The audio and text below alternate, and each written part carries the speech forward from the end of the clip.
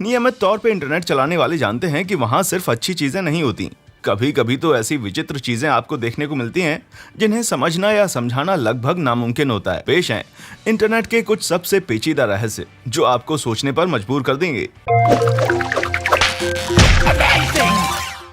Number 1, फेन का सोना। ये किस्सा तो बिल्कुल किसी क्लासिक ट्रेजर हंट जैसा है।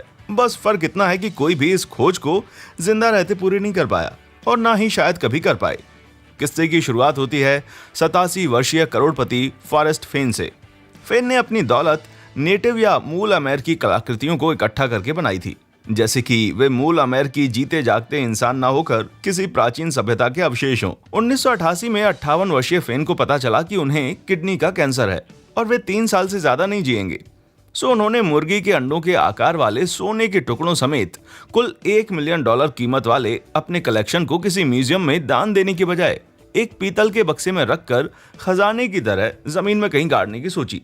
पर किस्मत से 1993 तक उनका कैंसर ठीक हो गया और फिलहाल ये प्लान उनके 80वें जन्मदिन तक के लिए टल गया है। 17 साल बाद जब वो दिन आया तो उन्होंने 10 बाई 10 इंच के उस 40 पाउंड के बक्से को रॉकी पर्वत पर 5000 फीट की ऊंचाई पे कहीं गाड़ दिया। जाहिर है बिना सुराग किसी भी खजाने की खोज नामुमकिन सी है। सो फेन ने 24 लाइन की एक कविता लिखी जिसमें बक्से को ढूंढने के सारे सुराग मौजूद थे। ये कविता उन्होंने अपनी किताब the thrill of the chase में छापी और दुनिया को भनक लगते ही खजाने की तलाश शुरू हो गई। फेन के खजाने की तलाश न सिर्फ कठिन बल्कि जानलेवा भी साबित हुई। एक बूढ़े आदमी का मजाक जल्द ही एक सीरियस खोज में बदल गया। खजाने के रहस्य को सुलझाने के लिए इंटरनेट पर तरह तरह के ब्लॉग, मैसेज बोर्ड और फोरम, यहाँ तक कि एक यूट्यूब शो भी शुरू किया गया। पर नौसिखिए जासूसों के लिए बनाए गए इस खेल ने जनवरी 2016 में एक भयानक मोड़ लिया। 54 वर्षीय रैंडी ब्लू खजाना ढूंढते वक्त लापता हो गए और 6 महीने बाद न्यू मैक्सिको की कोचीटी झील के किनारे उनका शव मिला। खजाने को ढूंढने के चक्कर में अब तक कुल 5 लोगों की मौत हो चुकी है।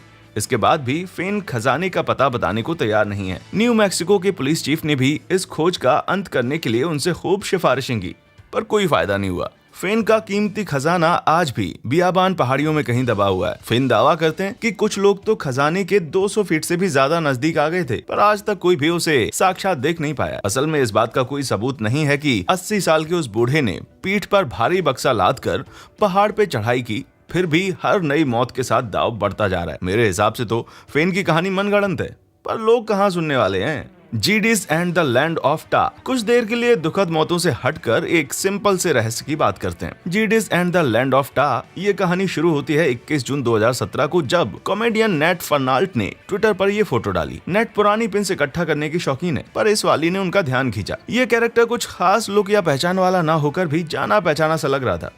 उस वक्त गूगल पे जीडिस सर्च करने से 0 रिजल्ट प्राप्त होते थे, जिससे लगा शायद ये पिन यूं ही बना दिया गया हो। पर हैरानी की बात है कि नेट को ईबे पर ऐसे और भी पिन मिले और जल्द ही उनके पास इसका पूरा कलेक्शन था। चलो ये तो साबित हो गया कि जीडिस को बड़े पैमाने पर बनाया गया था, पर कोई भी सेलर ये नहीं बता पाया कि आखिर ये आया कहां से था। खैर, ट्विटर पर अपनी खींच जाहिर करने के बाद नेट ने हार मान ली। फिर 1 अगस्त को किसी ने नेट के ट्वीट पर जीडिस से जुड़े एक दूसरे आइटम के बारे में रिप्लाई किया। एक sticker sheet. The land of टा नाम की इस शीट में जीडिस के अलावा और भी बहुत से कैरेक्टर्स थे। जल्द ही इंटरनेट पर 2 और स्टिकर शीट प्रकट हुई। एक में थी विमेन ऑफ टा, जिनके लिए शायद पुशअप ब्रा पहनना कंपलसरी था, और दूसरी शीट में थे दानव और राक्षस। इससे तो यही लगता है कि द लैंड ऑफ टा 80 के दशक की कोई हिट कार्टून, कॉमिक बुक या वीडियो गेम फ्रेंचाइजी रही होगी। जी नहीं, गलत। गूगल ट्रेंड एनालिसिस बताते हैं कि नेट के ट्वीट से पहले कोई भी जीडिस या लैंड ऑफ टा सर्च नहीं करता था। जल्द ही इंटरनेट पर और भी लोग जीडिस के जाने पहचाने होने का दावा करने लगे। बस कोई ये नहीं जानता था कि ये आया कहां से। क्या ये मंडेला इफेक्ट का नतीजा था? क्या इंटरनेट पर किसी फर्जी फ्रेंचाइजी की तारीफें की जा रही थी? और सबसे जरूरी बात कि जीडिस है क्या? आज 3 साल बाद भी इन स्टिकर्स के बारे में कोई पक्का दावा नहीं किया जा सकता। बस इतना पता है कि इन्हें डेनिसन या वर्तमान में एवरी डेनिसन नाम की एक ग्लू कंपनी ने छापा था, पर उन्हें भी इनके ओरिजिन के बारे में कुछ पता नहीं था। पर डेनिसन पिन नहीं बनाती थी, सो जीडिस पिन को पक्का किसी दूसरी कंपनी ने बनाया था। पिन बनाने में स्टिकर से भी ज्यादा खर्च हुआ होगा। सो अगर ये फेमस नहीं था तो पैसे क्यों खर्च किए गए? इतने कैरेक्टर्स में से सिर्फ जीडिस का ही पिन बनाया गया, तो जाहिर है कि उनमें से ये खास रहा होगा। पर स्टिकर शीट में इसे कोई खास जगह नहीं दी गई। इस रहस्य में जवाब से ज्यादा तो सवाल खड़े हो रहे हैं भाई। जिनमें सबसे ज्वलंत है कि क्या आपको जीडीएस के बारे में कुछ याद है। केटी अपने 2018 में यूट्यूब ज्वाइन किया और मुकबंग वीडियोस पोस्ट करके अपनी फॉलोइंग बढ़ाई। इन वीडियोस में वे ढेर सारा सी फूड खाकर दिखाती थी, पर कोई नहीं जानता कि कैट है कौन। उनकी प्रोफाइल पिक भी यूं ही इंटरनेट से ली गई। इसमें कौन सी बड़ी बात है, शायद उसे प्राइवेसी पसंद हो, पर इंटरनेट के जासूसों की माने तो सच आपका दिल दहला देगा।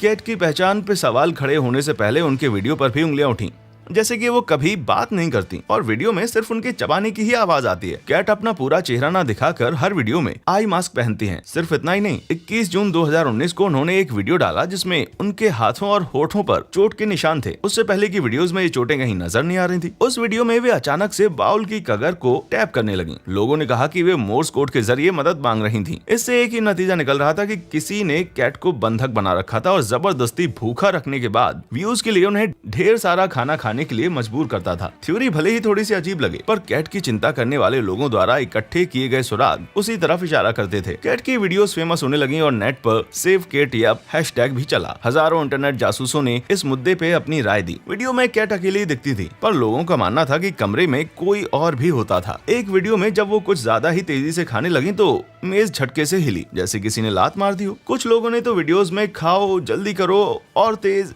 ऐसी आवाजें भी सुनने का दावा किया। कैट वीडियो में कुछ ना बोलकर कैप्शन का सहारा लेती थी, पर इससे रहस्य और भी ज्यादा गहरा हो गया। जरा देखिए तो सही, कैसे इस कैप्शन में कुछ कैपिटल लेटर्स यूज किए गए हैं। क्या ये महज एक इत्तेफाक है कि लेटर्स SOS कह रहे हैं? जाहिर है कि कैट द्वारा इन इल्जामों का जवाब देने का वक्त आ गया था और जवाब आया भी, पर उस तरह नहीं जैसा लोगों को उम्मीद थी। कैट ने एक पिंड कमेंट के जरिए मोर्स कोड और बंधक बनाए जाने की बातों को खारिज कर दिया, पर लोग नहीं माने। उनका कहना था कि कमेंट कहीं से कॉपी किया गया, क्योंकि उसमें हर चीज थर्ड पर्सन में लिखी थी। जैसे अभी तक घटना कम अजीब थी जो कैट ने 2 महीने बाद मैं जिंदा हूँ टाइटल का एक वीडियो डाला। कैप्शन में ढेर सारे लेटर्स होने के बावजूद सिर्फ 4 ही लेटर्स कैपिटल थे, हेल्प। अब यहाँ से चीजें अजीब होना शुरू होती हैं। लोगों को पता चला कि शनिवार 13 अक्टूबर 2018 को 16 साल की कार्ली ग्यूज कैलिफोर्निया से अचानक गायब हो गई। इसका कैट से क्या संबंध था? इंटरनेट डिटेक्टिव्स ने पाया कि कैट की शिन, नाक और स्माइल बिल्कुल ग्यूज की तरह थी। ये तो बंधक वाली थ्योरी पर एकदम फिट बैठता है, सिवाय एक दिक्कत के। कैट का पहला वीडियो